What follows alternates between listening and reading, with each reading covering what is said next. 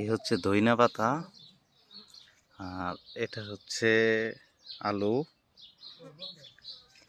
আলু উঠায় রাখা হয়েছে।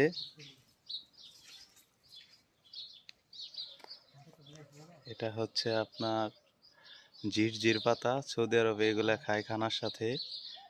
আর ওটা হচ্ছে আপনার মূলা। এ দেখেন কত বড় বড় পেঁয়াজ, পেঁয়াজ বোনা হয়েছে।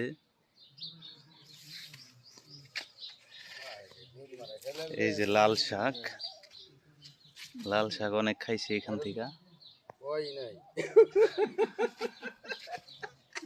মাশাআল্লাহ,